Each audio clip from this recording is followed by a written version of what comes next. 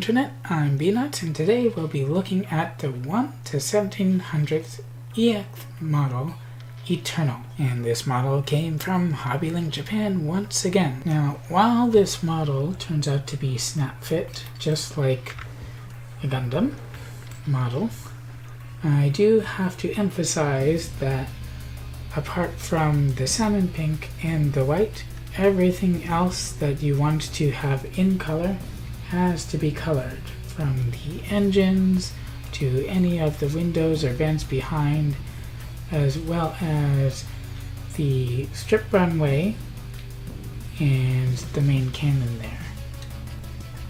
So anything you want to color, and those to the meteor units, which are on there as turrets, they would have to be colored.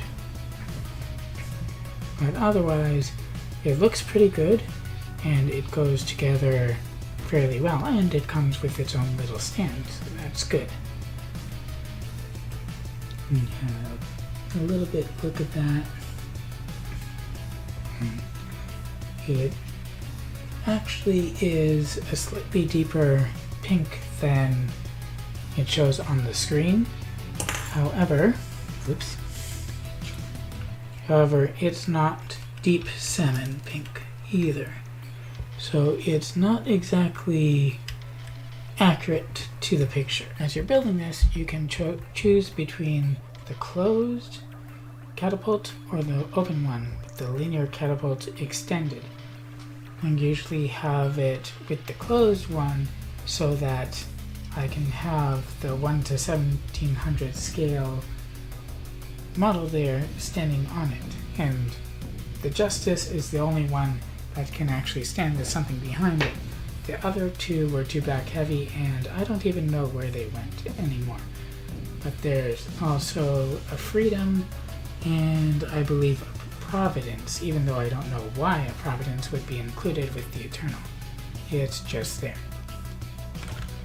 As well, these little turrets here can move because you just plop them in.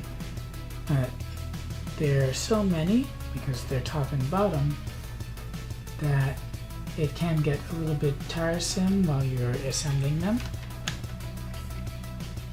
But other than that, it's pretty straightforward, and you have lots of larger pieces on the underside and everything like that. And these turrets up here also pop off or move, and so I just reminded myself it is much easier to put those turrets on by gripping them by the barrel, even though you would never want to do that in real life.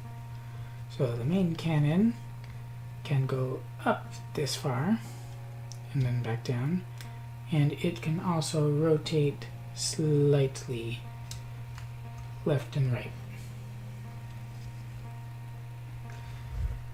The mountings for the meteor unit can rotate most of the way around before the barrels there collide, and they're also designed so that you can open them up and at least try to take these out.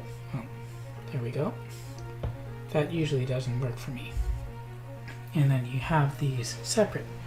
They have no transformation gimmick of their own, so even if they could fit with the Freedom and the Justice, you can't actually attach them. But the only transformation you could do with them, if you really wanted to, and only if you really wanted to, is to paint them in detail. But these are far too small for me to want to go to the trouble of painting them. I forgot to mention that these things move. And there you go. To attach back into the mounting points, simply slip it in backwards and close that back up. And of course, you can take it from the mounting. It has a rectangular mounting so that it can only be put onto this really one way. That doesn't go in all the way backwards, and of course it can't go in sideways. So if you wanted to, you could zoom this thing around, but otherwise it's just a cool little ship with a couple cool little plastic gunpowder, which you do have to cement together the different pieces. In this one, the backpack is separate from the main suit. With the Freedom, the wings are split into two pieces, and with the Providence, the entire backpack is separate. So unless you have cement or glue on you, you will not be able to attach those at all. And other than that, this actually looks pretty good, and I appreciate the scale as well as the profile, whereas with something like the Archangel, it's far too tall for my taste. As a point of comparison, I've stuck the Justice back on there, and here is the 1 to 1/44 scale transient, which I've painted as an Iron Man. So it is significantly bigger because it is significantly larger scale anyway.